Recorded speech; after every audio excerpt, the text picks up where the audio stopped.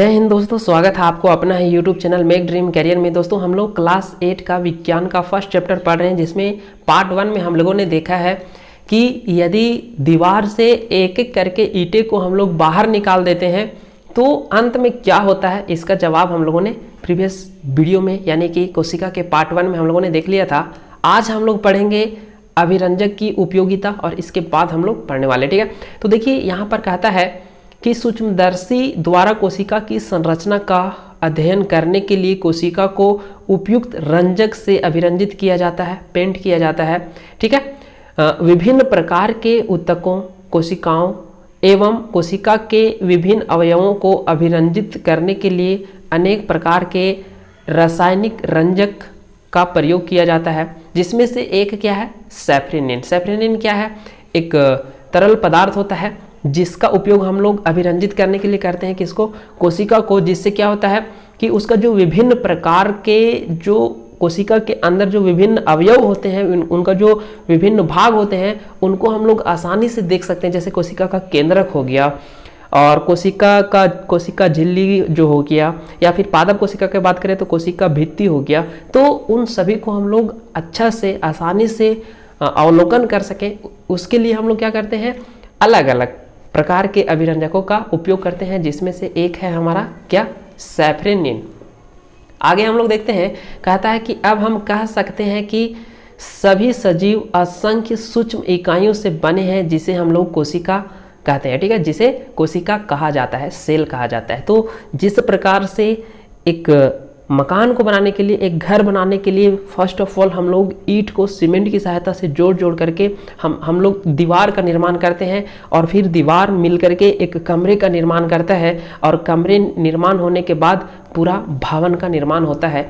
तो उस प्रकार से हम लोग कह सकते हैं कि सजीवों का भी संरचना जो है वो ठीक दीवार की तरह है, जिसका जो सूक्ष्मतम इकाई है, सजीवों का जो सूक्ष्मतम इकाई है वो होता है हमारा क्या, कोशिका होता है, और मकान में जो होता है वो ईंट होता है। आगे बात करते हैं हम लोग। देखिए अब हम लोग आगे देखते हैं, आगे बोलता है कि अब हम यह कह सकते हैं कि कोशिका जो है वो सजीवों के शरीर की रचनात्मक और क्रियात्मक इकाई है, जो स्वतंत्र रूप से जीवन की क्रियाओं को संचालित करने की क्षमता रखती है, ठीक है। कोशिका क्या है, कोशिका जो है वो सजीवों की रचनात्मक और क्रियात्मक इकाई है, जो स्वतंत्र रूप से जीवन की क्रियाओं को संचालित करने की क्षमता रखता है, ठीक है। कोशिका भी क्या है, एक जीवित है, और जिस तरह से एक जीव अपना जीवन को संचालित करता है, चलाता है, उसी प्रकार से एक छोटा सा कोशिका भी अपना जीवन को संचालित कर सकता है, और कोशिका के संचालन के साथ ही हम लोगों का शरीर भी वर्क करता है, ठीक है। आगे दूसरा कहता है कि कोशिका विभिन्न पदार्थों का वह सूक्ष्म संगठन रूप है, जो स्वतः जनन कर सामर्थ्य रखता है, ठीक है, जनन का सामर्थ्य रखता है। अतः कोशिका जीवन की मूलभूत इकाई है। दोस्तों ये बहुत ही इंटरेस्टिंग बात यहाँ पर लिखा हुआ है कि कोशिका जो है वो एक सूक्ष्म संगठित रूप होता है पदार्थों का, विभिन्न पदार्थों का एक सूक्ष्म संगठित रूप होता है, जो स्वतः जनन का सामर्थ्य रखता है। यानी कि आप इसको ऐसे समझ सकते हैं कि आप अगर होमवर्क नहीं किए हैं, या किसी कारण से आपको डंडा लगाया गया है, पीटा गया है, तो वहाँ पर क्या होगा, चोट लग जाने के बाद वहाँ की जो कोशिकाएं हैं वो मर जाती है। तो कोशिका जो मर जाती है तो वहाँ पर नए कोशिका का आना पड़ेगा, तब वहाँ का जो जख्म है वो भरेगा। तो उस जख्म को भरने के लिए वहाँ पर नए कोशिका का निर्माण होना आवश्यक है। तो वो नए कोशिका आते कैसे हैं, कोशिका जो होता है वो जनन कर सकता है, ठीक है। कोशिका अपने जैसे नए कोशिका को जन्म दे सकता है, इसीलिए कोशिका को हम लोग क्या कहते हैं, मूलभूत इकाई कहते हैं। क्या कहते हैं, मूलभूत इकाई। चलिए आगे हम लोग देखते हैं, आगे क्या कहता है। देखिए अभिरंजक का नाम यहाँ पर लिखा हुआ है, इन्हें भी जानिए। शैवाल को हम लोग आयोडीन घोल से अभिरंजित करते हैं, कवक को हम लोग कॉटन ब्लू से अभिरंजित करते हैं, जीवाणु को हम लोग ग्राम अभिरंजक से करते हैं, और केंद्रक को सैफ्रेनिन, ठीक है, वहाँ पर जो लिखा हुआ था सैफ्रेनिन, ठीक है। और कोशिका द्रव को हम लोग ऑरेंजी से, ठीक है, ऑरेंजी से। अब यहाँ पर पूछ रहा है कि क्या सभी सजीवों में कोशिका का एक प्रकार क्या सभी सजीवों में कोशिका एक प्रकार की होती है? क्या आप बता सकते हैं कि मुर्गी का अंडा एकल कोशिका है या कोशिका का समूह? देखिए, मुर्गी का जो अंडा है वो एकल कोशिका होता है, उसमें केवल और केवल एक ही कोशिका होता है, और सभी जीव में जो कोशिका का प्रकार होता है वो सेम होता है। जैसे आप इस बात को देख सकते हैं कि एक 10 मंजिला मकान है, उसमें भी ईंट है, वो ईंट ही रहेगा, जितना बड़ा ईंट रहेगा उतना बड़ा ही ईंट रहता है, उतना बड़ा ही ईंट वहां पर रहेगा। तो देखिए यहाँ पर आप देख सकते हैं एक 10 मंजिला मकान है और एक 1 मंजिला मकान है, तो दोनों में जो ईंट है वो तो समान रहेगा। हाँ, ज़्यादा जो बड़ा मंजिला रहेगा उसमें ज़्यादा ईंट लगेगा और जो छोटा मकान रहेगा उसमें कम ईंट लगेगा। तो आप इस प्रकार से कह सकते हैं कि अगर बड़ा सजीव है तो उसमें कोशिकाओं की संख्या ज़्यादा होगा एज कम्पेयर टू छोटे सजीव का, लेकिन कोशिका का जो प्रकार है वो सेम रहेगा, उसका शेप साइज जो रहेगा वो सेम रहेगा। ठीक है, आगे देखिए बोलता है कि कार्यों की भिन्नता के कारण कोशिकाओं के आकार एवं आकृति में अंतर होता है, परंतु कुछ रचनात्मक और विशिष्ट गुण उन सभी में समान रहते हैं। ठीक है, यहाँ पर बोल रहा है कि आकार और आकृति में थोड़ा बहुत अंतर हो सकता है, परंतु कुछ रचनात्मक और विशिष्ट गुण जो है वो क्या रहेगा, वो समान रहेगा। ठीक है, आगे बोल रहा है, देखिए यहाँ पर सवाल पूछ रहा है कि कोशिका की खोज किसने की? इसका जवाब हमने आपको बताया है। उसके बाद बोला कि सर्वप्रथम जीवित कोशिका को किसने देखा था, यह भी बताया हमने। जीवन की मूलभूत इकाई किसे कहते हैं? कोशिका को कहते हैं। इसका रॉबर्ट हुक हो जाएगा, और इसका आप बी नंबर का आप जीवित कोशिका का खोज 1974 ईस्वी में हुआ था। कौन किया था उसका नाम आपको कमेंट बॉक्स में बताना है। ठीक है, चलिए आगे हम लोग देखते हैं। आगे बोल रहा है कोशिका की संरचना, आकार, प्रकार एवं आकृति। देखिए कहता है कि कोशिका विभिन्न आकारों की होती है जो 1 μm माइक्रोमीटर से लेकर के 1 मीटर तक की हो सकती है। माइक्रोप्लाज्मा नामक जीवाणु की कोशिका का आकार सबसे छोटा 0.1 μm, ठीक है, यहाँ पे 0.1 लिखा हुआ है, होता है, जबकि सबसे बड़ी कोशिका शुतुरमुर्ग का अंडा होता है जिसकी लंबाई जो है वो 170 मिलीमीटर, यानी कि अगर इसको हम लोग मीटर में चेंज करें तो हो जाएगा 1.7 मीटर। ठीक है, इसका और इसका जो चौड़ाई है, इसका लंबाई इतना है, इसका जो चौड़ाई है वो 130 मिलीमीटर है। ठीक है, उसके बाद देखिए मानव शरीर की सबसे लंबी कोशिका जो है वो नर्वस सेल है, तंत्रिका कोशिका होता है जो 1 मीटर लंबी हो सकती है। ठीक है, तंत्रिका कोशिका।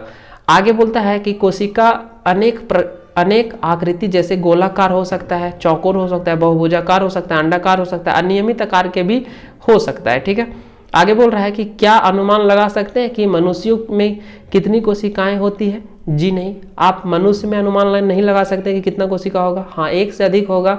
बहुकोशिकीय जीव होता है मनुष्य, तो उसमें बहुकोशिकीय जीव। अब हम आपको बोल दें कि आसमान में कितने तारे हैं, इसका अनुमान लगा सकते हैं? तो नहीं लगा सकते हैं। कोई 1 मिलियन बोलेगा, कोई 10 मिलियन बोलेगा, अनुमान नहीं लगा सकते। ठीक है, आगे हम लोग देखते हैं इसका। चलिए यहाँ पर देखिए फिगर दिया हुआ है। ठीक है, तंत्रिका कोशिका यहाँ पर दिया हुआ है, यहाँ नीचे नाम भी लिखा हुआ है। चलिए आगे हम लोग देखते हैं कोशिकाओं की संख्या। पूर्व कक्षा में हमने अमीबा में पोषण पढ़ा है। ठीक है, क्लास 7 में, कक्षा 7 में हम लोगों ने अमीबा में पोषण देखा है। उम्मीद है आप लोग भी देखे होंगे। बोलता है कि आप जानते हैं कि किस प्रकार एक कोशिका अमीबा में भोजन, अंतर्ग्रहण, पाचन, अवशोषण और उत्सर्जन की क्रिया होती है। ठीक है, उसके बाद बोलता है साथ ही इसके द्वारा वृद्धि और प्रजनन की क्रिया को भी आपने पढ़ा है। चलिए आगे हम लोग देखते हैं। ऐसे जीव को एक कोशिकीय जीव हम लोग कहते हैं, एक कोशिकीय कहते हैं, जैसे अमीबा। अमीबा क्या है? एक कोशिकीय जीव है। ठीक है, देखिए ये है अमीबा का चित्र, जिसका आकार अनियमित होता है। एक कोशिकीय जीव है ये, एक ही कोशिका से इसमें सारा प्रोसेस होता है, जैसे आपका भोजन अंतर्ग्रहण हो गया, पाचन हो गया, अवशोषण हो गया, उत्सर्जन हो गया, ये सभी क्रियाएं एक ही कोशिका के द्वारा होता है। साथ ही इसका वृद्धि और इसका प्रजनन भी होता है, वो एक ही कोशिका से होता है। ठीक है, आगे बोलता है कि मनुष्य का शरीर तथा दूसरे जंतु जैसे हाथी या लंबे पौधे कई अरबों खरबों कोशिकाओं से मिलकर बने होते हैं। ये कोशिकाएं विभिन्न प्रकार, आकार और आकृति की हो सकते हैं। ठीक है, बोला था कि अनुमान लगा सकते हैं, तो लगा नहीं सकते हैं। अरबों खरबों उसमें होता है, एक फिक्स डाटा हम लोग नहीं दे सकते हैं।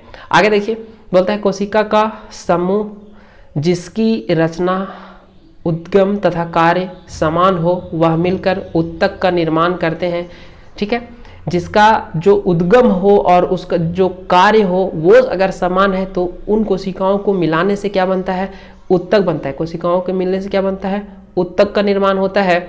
उसके बाद बोलता है अगर एक या एक से अधिक कार्य को संपादित करता है, ऊपर में थोड़ा पढ़ दिए हम लोग, छोड़ दिए, दो या दो से अधिक उत्तक टिश्यू जो है वो सम्मिलित होकर के अंग का, ठीक है, ऑर्गन्स का निर्माण करता है। अंग एक या अधिक कार्यों को संपादित करते हैं। शरीर के सभी अंग मिलकर जीवन संबंधी सभी कार्यों को पूर्ण करते हैं, जिसे ऐसे जीव बहुकोशिकीय जीव कहलाते हैं। देखिए यहाँ पर क्या बोला, एक समान उद्गम, रचना और कार्य जो अगर समान रहेगा तो वैसे कोशिकाओं मिलकर के उत्तक का निर्माण करते हैं, और उत्तक मिलकर के क्या करते हैं, अंग का निर्माण करते हैं जो विभिन्न प्रकार के कार्यों को करते हैं। और यहाँ पर देखिए सारा अंग आपको, मनुष्य का अंग आपको पता होगा, पार्ट्स ऑफ बॉडी। ठीक है, आगे देखिए, आपको जानकर आश्चर्य होगा कि अरबों कोशिकाओं वाले जीवों के जीवन का प्रारंभ भी एक कोशिका से होता है, जो एक निषेचित अंडा है। निषेचित अंडा गुणन करता है तथा वृद्धि एवं परिवर्धन के साथ कोशिकाओं की संख्या बढ़ती जाती है। मुर्गी का अंडा एकल कोशिका है तथा आकार में बड़ा होने के कारण इसे नग्न आंखों से देखा जा सकता है। एकल कोशिकाओं को हम लोग नंगी आंखों से नहीं देख सकते हैं, ओपन आई से नहीं देख सकते हैं, लेकिन मुर्गी का अंडा है एक ऐसा एक कोशिकीय जीव जिसको हम लोग देख सकते हैं। क्यों? क्योंकि उसका आकार जो है वो बड़ा होता है। सवाल यहाँ पर पूछा जा रहा है कि कोशिका की विभिन्न आकृति के नाम लिखिए, तो ऊपर में हमने आपको बताया वो नाम लिख देना है आपको। उसके बाद बोल रहा है कि एकल कोशिकाओं जी का उदाहरण दीजिए, अमीबा इसका उदाहरण दीजिए। उत्तक किसे कहते हैं, तो उत्तक किसको कहते हैं, समान रचनात्मक और कार्य वाले कोशिकाओं को मिलने से उत्तक का निर्माण होता है। उत्तक के मिलने से शरीर का निर्माण होता है, अंग का निर्माण होता है, और अंगों को मिलने से शरीर का निर्माण होता है। ठीक है, उसके बाद बोल रहा है मानव शरीर में सबसे लंबी कोशिका कौन है, तो सबसे लंबी कोशिका तंत्रिका तंत्र है, जो 1 मीटर तक हो सकता है। ठीक है, देखेंगे नेक्स्ट वीडियो में। यहीं तक हम लोग देखते हैं। धन्यवाद, मिलते हैं फिर से इसका पार्ट 3 में।